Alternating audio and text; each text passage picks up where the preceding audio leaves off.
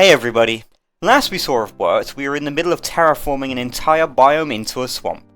It went well, but nowhere near fast enough to get it done at a reasonable pace. What if I told you there was a way faster way of replacing huge stretches of turf? And what if I showed you how to get it?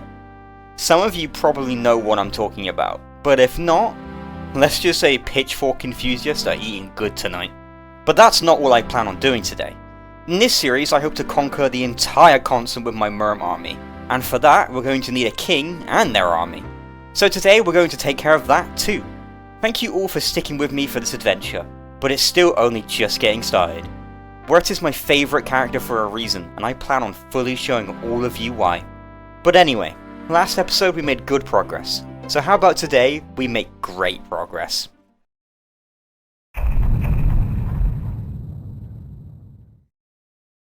It's summer. Totally forgot I started during spring. I don't know how I forgot that, I've been doing this a lot recently. So summer, welcome. I'm sure you've all seen summer before, but if you haven't, you can expect things to get really hot. Obvious, I know. Summer is the yin to the winter's yang. Instead of having to deal with freezing, we gotta deal with overheating. As well as that, things get so hot that they can spontaneously combust. But if you watched the last episode, or played enough DST, you know that our base won't be at risk for that since we live in the Oasis. For some reason, wildfires can't happen here. Well, okay, you'll see the reason soon enough. But for now, since our spring ended with a vicious rainstorm, that carried over into summer. This is good news for us since we thrive when wet, unlike other characters. As well as that, the rain will keep us cooler, much like other characters. For all intents and purposes though, summer is pretty much cancelled out entirely by rain. It won't last forever, so let's enjoy our extra few hours of leniency while we can. So after we dealt with a middling hound attack, easily dealt with thanks to a couple of Merm houses we constructed last episode, I set up the building site for a royal tapestry. If you recall in the last episode, we ended spring by gathering beefalo wool in an incredibly dangerous fashion. I did that because I needed the wool for this very tapestry. It also needed pigskin, which we have plenty of, as well as kelp, which we have none of.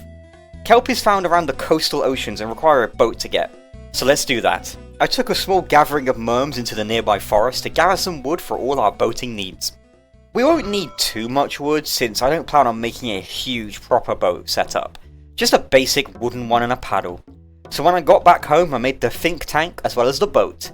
I did also want to put an endothermic fire pit on the boat as well, since let's not forget it is summer. We're pretty immune to overheating right now thanks to the rain, but if the rain stops while we're out at sea, then we're cooked. Literally. So I mined some craggy boulders to get the rocks needed for the fire pit before I launched the boat around noon of day 22. I also took the two merms with me because, I don't know, I wanted the company. As we're sailing around, just gonna quickly squeeze this in here. I apologise for the delay between this video and the last, but we've been streaming live on twitch.tv/bidobams. Make sure to follow us over there and catch us live. Thank you all for the support you've given me, you guys have been incredible. I hugged the coast for the next short while, gathering any kelp, driftwood and flotsam I can find. Honestly, not all too lucky with our finds this time around. All the kelp we found were pretty few and far between. I needed like 20 of the stuff, and at the rate I was finding it, it would take me a while. Sometimes you can find these huge gatherings of kelp in shallow oceans that have like 10 stalks in them each. You can also find them easily by locating the Lunar Island or even Pearl's Island. But as you can see from this bottle that we find, it's literally on the other side of the map. Typical. You can also see at this point that the rain stopped, so now summer has technically officially begun. We won't worry about overheating at all since we have an endothermic fire pit strapped to us at all times, but we do have to be careful that the boat doesn't go up in flames. No biggie if it does, we can just jump ship since Wurt is completely immune to drowning. So yeah, it is sailing. Summer isn't the best time to sail around for an extended period. In fact, I'd argue it's the worst time of year. Autumn is autumn, nothing to worry about with sailing there, plenty of daylight hours and fair weather. Winter is amazing since you can easily have a heat source strapped to your boat at all times, as well as most sea-based plants growing perfectly fine during winter, unlike a lot of land-based plants. Spring is fine, just make sure you have a lightning rod, otherwise... That is true. Why? But for summer, you need to make sure you have a source of cold, as well as being extra aware of any smouldering fires and or having a way to put those fires out. Enough preamble though. We do find ourselves one of those kelp patches I mentioned, which brought us up and over the amount of kelp we needed for our royal tapestry. Time to sail back home. It's, quite the trip. I took a wider berth on the way back in case I found anything, and I did find some seaweeds. Literally no use for us since we can't eat barnacles, but hey, nice knowing they're here, I guess. Maybe for their spittlefish. You're probably wondering how I'm handling my food out here, since I didn't bring any with me. The answer is, I'm not. I just expected to be able to survive off any seeds and kelp I found floating in the ocean. It kept me from dying just long enough to make this trip. Honestly, I expected to find way more stuff than I did, faster than I did, but hey ho, it doesn't matter. We got what we needed and we made it back... home. Right, yeah, of course. So it's summer, as you know, which means the Oasis Desert is experiencing a sandstorm. This will massively reduce our visibility and mobility as long as we're exposed out here. So much so that, as you can see, I started to burn up and take heat damage since I forgot to make a thermal stone. Whoopsies. But as you can see, the sandstorm is much less frequent around the actual Oasis area than it is the desert proper, giving us shelter from it. This is also the reason that no wildfires can exist in and around the Oasis. The wind just blows them out right away. I threw the kelp I gathered into the royal tapestry before I eated it and went to make myself dinner with the remaining strands. Our food situation is pretty good, all things considered. Sure, our berry bushes won't produce any fruit for now that they're getting all dry and withered, but we got plenty last season. But now, we have an extra mouth to feed. Wait, that's not a good thing. Wait, no, it is a good thing. We have the king of the Merms. This guy, as long as he's alive and well fed, will buff any and all Merms, including myself, massively. But he'll also give us fair tithings if we offer him any fish, which can include food and such. Oh, but where are we going to find fish? Right in the middle of our base, of course. During summer, the oasis fills up with water, and gives us an easy and immediate place to catch fish and other trinkets. We can then either give those fish to the King of the Merms for rewards, or save them for crafting, or even hold on to them for sanity purposes. Now you see why basing in the oasis is amazing for Wurt. Whilst fishing, I also found the blueprints to make desert goggles. These are a headwear item that gives us complete immunity to the negative effects from a sandstorm. And well, that problem was taken care of pretty quickly, huh? Yesterday I also made a thermal stone so we could travel more than 10 feet from our base without melting, as well as a watering can. We can use this to water the withered crops and plants, but they'll just wither back up seconds later, so it's not useful for that at all. I also made it in case any fires started. Sure, our base is immune to wildfires, but not other sources of fire that may occur. Better safe than sorry. So yeah, that was a decent shift of power relatively quickly, wasn't it? Sure, we gotta keep the Merm King well fed, but with the seeds and kelp that he gives us in larger numbers, it'll be more than enough to keep us both fed. Okay, well, not more than enough, but enough until we can find a more reliable source of food. But for now, our tummy is as full can be. So with the aid of my amazing desert goggles, I ran around the desert for a little bit. This desert is pretty small and we've already explored most of it already, but there's still some stuff out here for us, like these flowering cacti. During summer, cactus will give you a cactus flower when picked, as well as its flesh, which is pretty neat. Extra filler and can be used for certain dishes. Picking the cactus also hurts you, however wearing a football helmet reduces the damage taken to just 1. Somehow. I like to think Wurt just picks the cactus with her teeth like some kind of feral creature, which, to be fair, she kind of is anyway. We also find this old girl. This is the antlion. She hangs around in the Oasis Desert around summertime, and is a neutral boss-enemy kind of deal. If you don't give her trinkets and rocks, she'll cause sinkholes to appear under you, no matter where you are. You can also kill her to make her stop doing that, but we'll see about this. For now, I wish to keep things civil between the two kingdoms, so I offer her some marbles we got from fishing, and she gave me these weird looking desert stones. Not much use right now, but we'll find something to use them on. The rest of day 25 was what would become the status quo for a lot of the spare time we had during summer. Fishing at the oasis to get fish and crumpled packages. The crumpled packages would have trinkets for the antlion, and the fish would give to the King of the Merms for kelp, seeds, and the occasional tentacle spots that would be real helpful real soon. But for now, we got another dusty day 26 ahead of us. Starting off by wrapping up my fishing and feeding for the king, I decided I want to put those tentacle spots to use. They could be crafted into Merm guard houses, which spawn Merm guards. They're much stronger and much more reliable Merms that would become the backbone of our army. However, as well as tentacle spots, we need 2 spears for each of their huts, as well as wood, but that's not an issue. The spears need grass and twigs, but as you can see, our saplings and grass tufts have withered thanks to summer, so we gotta go elsewhere to get that. What better place than underground? Yeah, I've put off going down here for so long for no reason. These light bulbs would be incredibly useful to get a lantern soon. Maybe allow us to explore that underground swamp over there. That's for our next visit, however. We returned to the surface on the eve of an earthquake to explore a little bit more of the surface, since we couldn't really explore the caves without a lantern. This included me gathering up some of the stumps and logs I left behind a previous failed logging trip, as well as hopping into this wormhole just shy of my base. It takes us directly to the swamp. So in the last episode, all that walking back and forth could have been skipped entirely.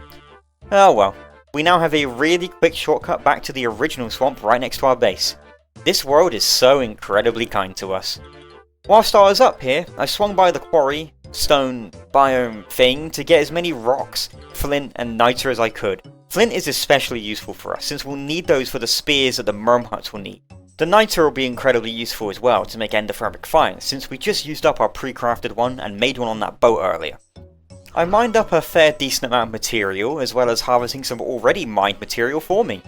I also witnessed the remains of what could only be described as double matricide.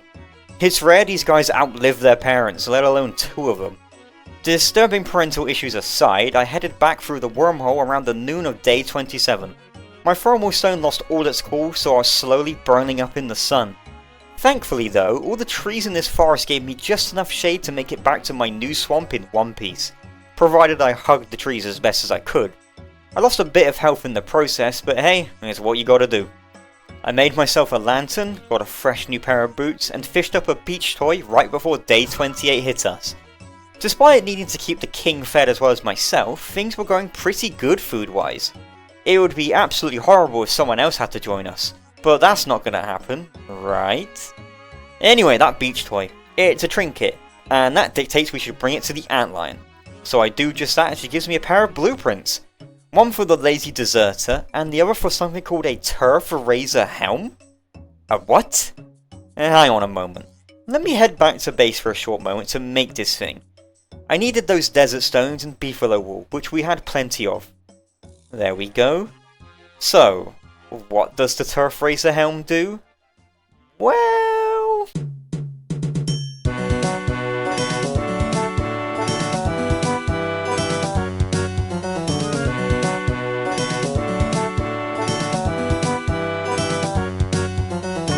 yeah, there's no better way of putting it. This is my ultimate weapon. This hat functions as an automatic pitchfork, which digs up any turf tile you walk over. And look how fast it does it. I took it down to this underground swamp shortly after I smashed up a nearby bunnyman village, since I don't care if this place is ugly to get absolute stacks of marsh turf. And it barely scratched the durability of it too. Not that it will be hard to make more of these things, but Lord oh lord, where have you been my entire life, Turf-Rasier Helm? Oh, you were added like 2 years ago. But what if I told you that's not the only thing this helm can do? Notice how it has a slot when equipped? Well...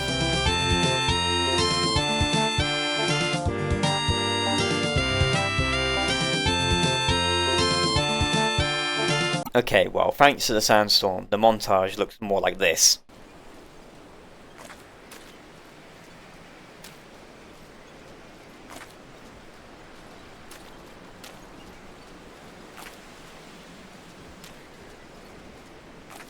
But it's still way faster than what we were doing before. This is going to expedite the terraforming goal massively, like by a factor of 10.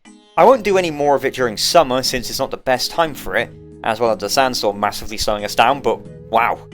I didn't expect us to get this goal done within a year or two, and here I am feeling we can make this desert a swamp by winter. We got that to look forward to in the near future. For now, how about we take care of the other half of this video's title, Raising an Army. For that, we're going to need those spears I mentioned. We got more than enough flint for them, but are absolutely out of twigs and really low on grass, so I headed back deep into the underground to find just that. Grass and saplings don't wither at all underground when it's summer, which is super handy. What isn't super handy is that despite there being a lot of grass, there isn't a whole lot of sapling. Seems like down here we got twiggy trees instead, which is honestly really good. It means we can chop these things down and take them back upstairs with us, as they will not wither and keep producing twigs for us. We don't find all too many down here, but we find just enough, I'd say. so I head back up during nightfall and take care of my dwindling stats and spoiling food. Welcome to day 31. I start this fine sandy day by planting those twiggy saplings around our oasis.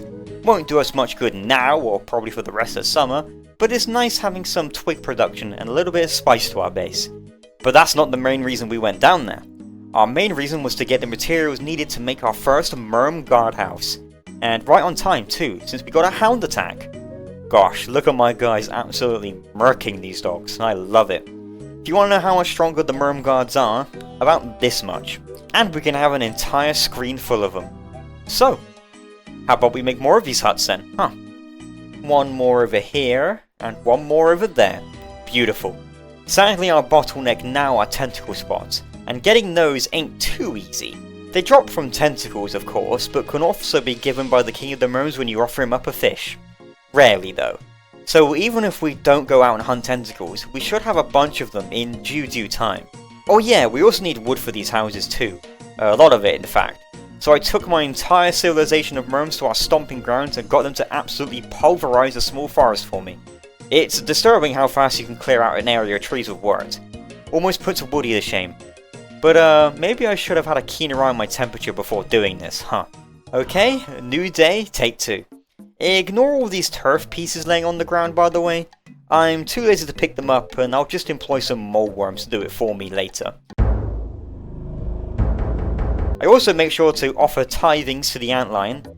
Sure, we could kill them, but she gave me the Turf-Rasier Helm. I feel like she's going to be a permanent ally to the Merm Kingdom for this deed. That as well, she's more useful alive than dead with the amount of trinkets we can deliver unto her. I make ourselves a 4th Merm guard house, and I once more take my Merm army to the forest. This time, not for wood, but for blood. But mainly silk. I want to put my Merm army to the test against a group of spiders to see how well they fared. Answer? Really well. Usually Merms falter against larger groups of enemies since they attack so slowly, but they handle themselves really well against these spiders. Also, look, he's back, and in guard form. No wonder we took care of these spiders so well. We fought long into the early hours of day 33, suffering a few casualties but nothing irreplaceable, getting ourselves a decent amount of glands and silk. Excellent. The silk will be turned into fishing rods to keep our fishing adventures bustling. Also, the spiders tried to follow us into our base. Keyword being tried. We're the only ones around here allowed to settle border disputes, thank you very much. So this is our life. It's quaint, it's fishy, and it's ours. Our food was looking great, especially on the account of the near stack of carrots I borrowed from the bunny men downstairs, but also due to the copious amounts of kelp and seeds we were getting from all these fish. Also means if a Merm dies, they can benefit the kingdom in death by offering their fish unto me, who then offers it unto the king for like tuppence. This lake fishing won't be around next season, so it's best we do as much as we can while we still have this oasis. Also good to make sure the antlion doesn't get mad and smash up our base thanks to all these trinkets we're getting. Hey, I scratch her back, she scratches mine, by not ruining my life. However, I think it's time I let you in on a little something though. You notice how back when I first found the antlion, I turfed up the area around her? Yeah, there was originally a reason for that. I was going to build the Merm guard houses around her as some righteous display of power over a rival monarch. But after seeing all she's done for us, I couldn't bring myself to do it. Killing her just gives you blueprints and desert stones anyway, so it's not like we're missing out on much, other than a cool boss fight. I'll make it up to you next time, with an even cooler boss fight. Maybe, if you're good. That's neither here nor there, however. What it is here and now is me heading back to the woods to gather some more wood. I feel like that should be my catchphrase. But this time around, we don't just get any old regular wood, we also get the living ones! As you can see, the Merms excel at single target bosses like that, and they felled the beastie in no time at all. Even went back to chopping trees right after killing it. Talk about loyal. Which, wasn't the best call, since 2 more tree guards spawned. Remember when I said Merms struggled against multiple targets? Yeah, this time around things didn't go too well for our army, and we slowly lost them, 1 troop at a time. They were able to take one of the tree guards down, but sadly, not both of them. Live on, you valiant heroes. I grabbed the fish they dropped and ran back to camp, as day 35 made itself known. Don't weep for the Merms we lost. they respawn almost instantly. And honestly, with the amount of fish they dropped, might be doing us more use now that they're dead. Don't let them hear me say that, however. We've been getting some unique seeds from the King of the Merms with all the fish we've been giving him recently. I made sure to keep them fresh because who knows? Maybe a certain somebody will need them to make their nice garden. Do you know anybody? Anywho, I took care of myself back at base before I went back to where the tree guard battle took place to get the rest of the remains after what happened last night. That included some more fish, logs, and silk. I guess some of the gang got caught up in a spider brawl. One like always, however. I planted a bunch of saplings to both regrow the forest for the next harvest, as well as calm the tree guard down. Make sure to remind me that this guy is here next time, else another battle will break out. Well, as long as there's just one, our army will take care of it like it's nobody's business. But I hate to be the bearer of bad news, but that was the last day of summer. Yeah. This summer made itself more than known with the constant overheating, sandstorms, and antline visits, but yeah, not a single wildfire was seen or dealt with. That's the power of settling in the Oasis Desert. I wrap up the last day of summer with one last fishing session in the Oasis, since it will be a long, long time before we can do this again.